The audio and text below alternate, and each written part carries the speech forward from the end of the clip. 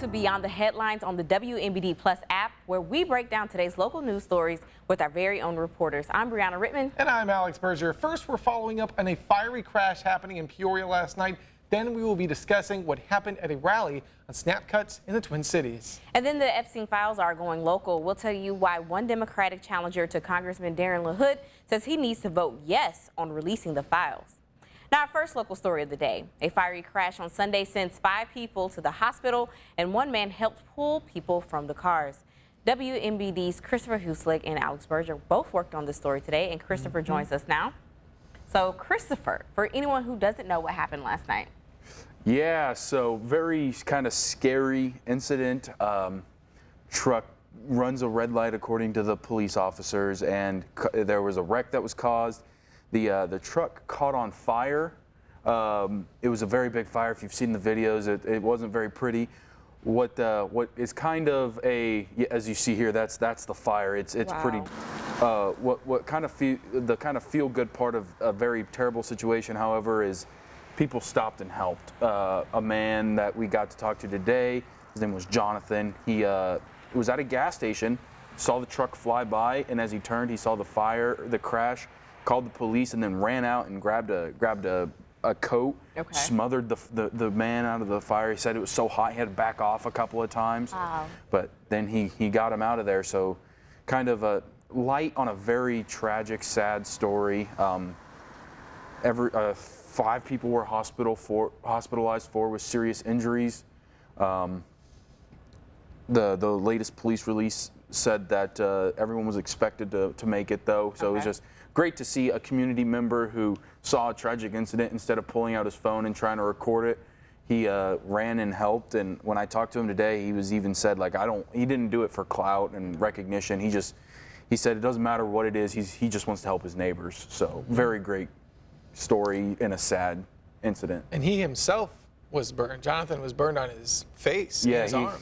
In the interview we saw, he had some what looked like pretty fresh burn wow. on his face, and then the police said he had some on his arm. He was wearing a long sleeve when we talked to him, okay. So didn't see anything on his arm, but he had some on his hand and his arm as well. So just very, very cool to see that.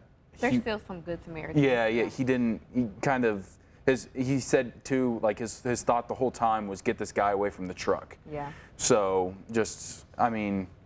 it's just impressive to see people like that who are willing, and obviously he was kind of reluctant to talk to us because he didn't do it to be like, oh hey, I'm a hero. He did it because it's what needed to be done. Right. And a neighbor and not too far from his house needed his help, and he jumped in and helped. So what kind of instincts do you feel like that takes to kind of jump at something like that? I mean, you saw the size of that fire. That's scary. Obviously not a ton of people stopped to help. I saw Facebook comments too that people who lived there had grabbed water to try to come and help.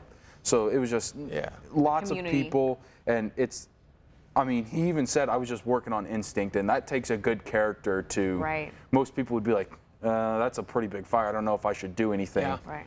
But lots of people jumped in. The fire department sent out a release too, saying thank you everyone who helped.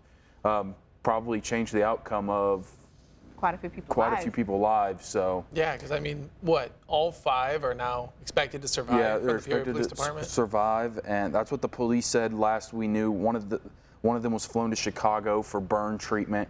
That was the guy from the truck that he actually saved.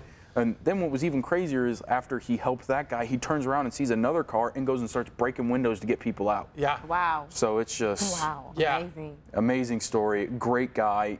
Everyone involved. This guy, Jonathan, will never admit it, but everyone there was kind of lucky that he was there. So yeah.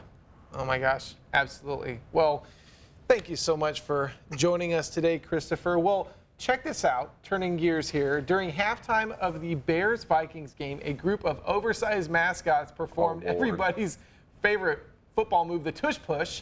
They did this past the defense of a youth football team. The mascot team included the Vikings mascot, Cowboys mascot, Minnesota Gopher mascot, the Grimace, Detroit Lions mascot, and the Kansas City Chiefs mascot. What's his name? No. Minnesota Twins mascot, and the Timberwolves mascot. How about it? This is a PG show. It's the brotherly love. The brotherly love. Okay. The From brotherly Philadelphia. The Okay. brotherly shove. My bad. That's what I meant. PG stuff. Oh, Lord. Tush It's the brotherly push. love. Yeah, Have you heard of this? Greatest play in all of football. It's really good. But Everybody hates it. I love Yeah. the hype that mascots get, though. it's true. Yeah. I mean, do you have Like a favorite Ellie mascot? from switching to basketball. Like Yep. Ellie, the elephant, New York yeah. Liberty, icon. And I like the braid that she has that is like Yeah. you can whip her. I'm a Benny Or the like- Bull. Benny the Or Bull. like the Gamecocks, or even at my alma mater. I think most colleges are leaning towards this if they haven't already have it in practice, that you don't know who they are until like they graduate. But like at the Gamecocks, that person like wears the feet during graduation, and they run yeah. like it's a reveal at graduation for them. So I That's I love like when it. they do that. Yeah. That's awesome. Also, honorable mention is the 76ers mascot they just brought back, Hip Hop. It's a rabbit. Oh, Okay. incredible. That's cute. Incredible. All right, well, when we come back on Beyond the Headlines, we've got Austin Feeman talking about a group of people in the Twin Cities who are rallying for no cuts to SNAP benefits. We'll be right back.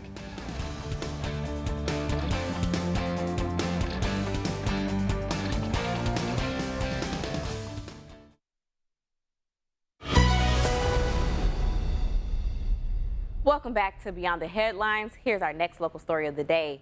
A group of people in Normal are calling for protection of food and health care access. Yes, WMBD's Austin Feeman joins us now to explain what they want lawmakers to do. Austin, what was the purpose for this rally? Yeah, thank you, Alex, Brianna. So the purpose of this rally was really for the citizens of Illinois to be heard. You know, they were all coming together in front of State Representative Darren LaHood's office in Uptown Normal, and they simply just wanted to be heard. They want their concerns to be heard about what is going on in our current world. You know, and the big thing that they were concerned about, that they wanted to be heard, was the possible cuts to SNAP and federal health care benefits. That was the big thing that they were rallying for. And they also wanted to kind of build a stronger community within that group. You know, they're out there. They had a speaker and a microphone. You could hear them from, you know, on the other side of Uptown. They wanted to bring more people in to see what they were doing and to get them in on the action, and, you know, share why they're doing this, why they're out there, and kind of bring more people in, build a stronger community, because, you know, strength in numbers. Now, Austin, could you tell us what happened at the rally today?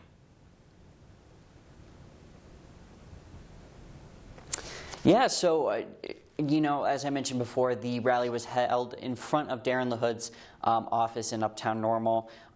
He was not present at the rally, but there was about 60 people there, or roughly 60 people, and it was all arranged by the Alliance for Community Services in Bloomington Normal. They waved signs around, they had speakers, like I mentioned before, they had a speaker and microphone for people to speak what they're thinking and what needs to be done, and kind of what their mission is almost. And you know, like I said before, people were walking by, people were joining them as the rally went on. It lasted about 30 minutes, and then they kind of moved over to the Children's Discovery Museum for a little while. But they also had a food drive going there as well. It wasn't a huge food drive. It was a smaller one, but still a food drive to collect food for people who may need it, for people on SNAP benefits that aren't receiving their benefits, just so they are able to eat. Yeah, and this rally, they've had multiple in Normal. How do you feel like this has evolved, and what's kind of next? Yeah, so you know, they really hope to just keep showing up and keep making noise. They show up every Monday from 12 to 1 in front of Darren LaHood's office, and they're rallying, and they just want to be heard. So they're going to keep showing up, keep making noise, and they really hope, their main goal is to hear from LaHood. That way their concerns can be heard, and LaHood can hear them. They also at the rally encourage people to vote in the 2026 midterm elections.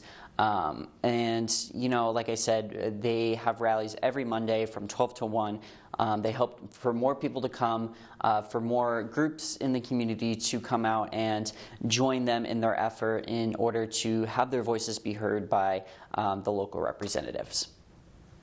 All right, Austin, thank you for that information. Switching gears here, well, we talked last week about the last pennies being made as they are stopping the 1-cent coin because of the cost. But you might want to try and get a hold of one of those last U.S. pennies minted, as they might be worth a ton of money. Now, coin experts estimate they could sell for as much as $5 million each when they hit the auction block next month. Pennies were first minted in 1793, but in February, President Donald Trump ordered the Treasury to stop production when the cost of making pennies ballooned to nearly 4 times face value.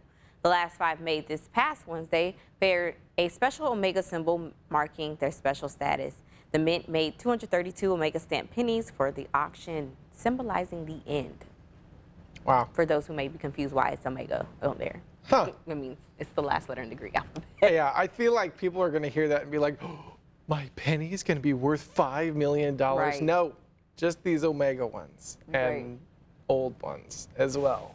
I always like the pennies that have like, oh wait, that's quarters, that have the like seating thing on in the the back. states. I have a Yeah. statehood quarter book, actually. Do you really? I do. And funny enough, what I'm missing is Illinois. I don't have an Illinois quarter in that collection.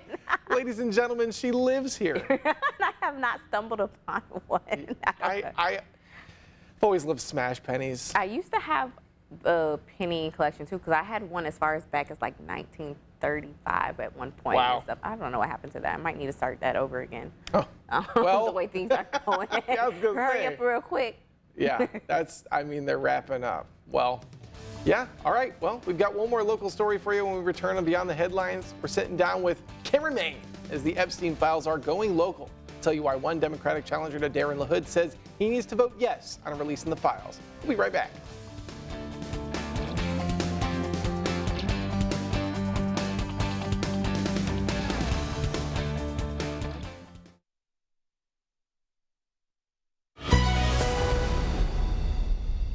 Welcome back. Our final local story of the day. One Democratic challenger to Darren LaHood says he needs to vote yes on releasing the Epstein files. WMBD. Oh, go ahead. Go ahead. I've talked too much, I feel. WMBD's Cameron Main has been covering this story all day and joins us now. So, what are the Epstein files? Yeah, so this has kind of gotten into mainstream attention in Right. the past couple of weeks and months. Right. The Years. Epstein files, Jeffrey Epstein, he's a financier from New York. And- Jeff Epstein. Yeah, Jeff, he's a convicted sex offender, and he had a rumored traffic ring. And the rumor was that his island, he would be bringing girls back and forth, young girls, and they would be given to men in significant power. One of these people that has been implicated was the former Duke of one of the Dukes in England, Wow. Prince Andrew. There was also Bill Clinton has been implicated. Trump has been implicated. And so Trump being implicated in these files and having a connection to Jeffrey Epstein has become a big focus in these files. The House has tried to, basically one of the campaign messages that the Trump administration ran on was the release of these files. And about a couple months in, they brought in a bunch of right-wing content creators and was like, we're showing you all the files. Here's phase 1. And then nothing. We didn't really hear anything. And then people kind of picked up on it. And then eventually Democrat Ro Khanna alongside Republican Thomas Massie were like, we need to get these files released. And so they combined forces to try and get enough people to sign basically a petition that forces the House to take a vote on releasing the Epstein files. And they were able to get 3 Republicans, and that's become kind of controversial, as many might know if they watch the news station. Marjorie Taylor Greene and Trump have had a major breakup over this. Not in a relationship, but Yeah. you know. Right, because she was trending on Twitter X as Marjorie Trader Green. I saw Yes, that. so it's been a whole thing, and today it finally became a local story. Wow. How did it become a local story? How did this get politicized? Like, why? How did this criminal case become this, the House versus whoever needs to vote? Well, so the To release problem the was files. is that basically understanding right now the buildup of the House, Mm-hmm. the Republicans have basically forget the exact number. I think 'Cause it's why we just can't for you? I believe it's 219 to 215 or something to that number. There's still some houses going around. 219 is to the Republicans, so they can't afford to lose many votes. But basically, at the time, they needed 3 Republicans to join all Democrats to force this vote. Those 3 Republicans have gone on to that, and it seemed, and there was significant pushback from the Trump administration to go on this vote. There had been reports by multiple outlets that he tried to talk to Lauren Boebert, who signed on to the petition.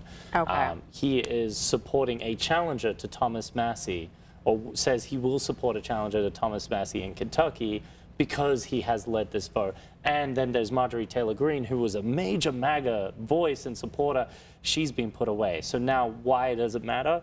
Paul Norley, he is challenging LaHood in the 16th district, Okay. which is a very wonky district. It's just a lot of farmland in a lot of ways, and a little bit of Peoria area in Washington and Chillicothe and stuff like that.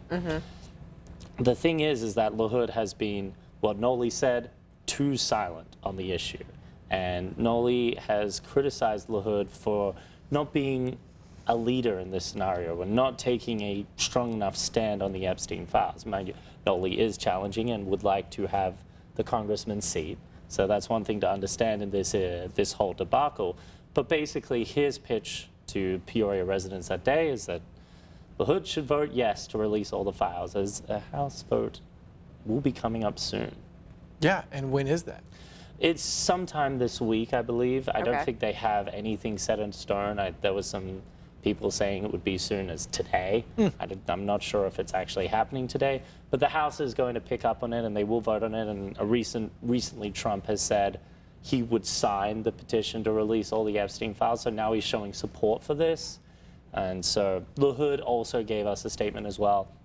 And he basically said he hasn't read some of the things that have implicated Trump, but he is in support of holding people in the Epstein files accountable, those that were part of these, in his words, heinous actions of Epstein, to be held accountable.